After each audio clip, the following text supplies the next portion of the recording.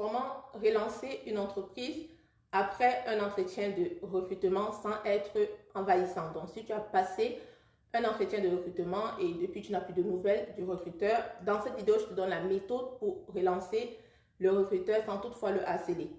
Quand relancer l'entreprise, déjà 1 ou 2 jours après l'entretien, tu peux envoyer un message de remerciement où tu dis, par exemple, merci pour cet échange enrichissant, j'ai hâte de rejoindre votre équipe. Très simple. Ensuite, si pas de nouvelles, une semaine après, tu relances par un email beaucoup plus professionnel où tu rédiges un message de relance où tu vas rappeler ton intérêt pour le poste pour montrer ta motivation. Et dans ce mail, il faut faire référence à un point qui a été évoqué lors de l'entretien pour montrer que tu as bien compris les attentes de l'entreprise. Et dans ce mail-là, il faudrait employer un ton direct et poli.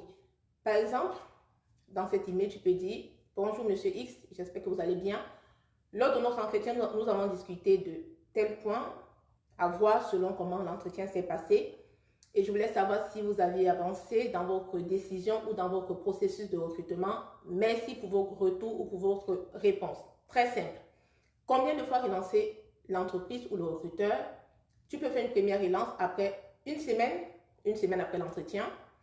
Une deuxième relance 10 à 15 jours après l'entretien. Et si tu n'as toujours pas de réponse après 3 tentatives, je te conseille de passer à autre chose, d'augmenter tes chances ailleurs, mais de garder le contact sur LinkedIn, ce réseau social-là professionnel où tu dois être en tant que demandeur d'emploi.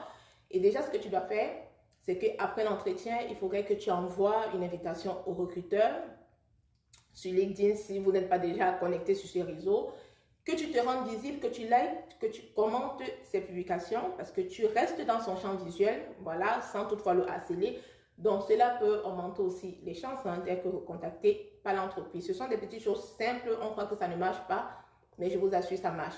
Donc, je te laisse me dire en commentaire si tu as déjà relancé un recruteur après un entretien de recrutement, quelle est la technique que tu as utilisée. Je te laisse partager cette vidéo et la recommander à qui en a besoin, à la liker, à t'abonner si ce n'est pas encore fait et je te dis à très bientôt.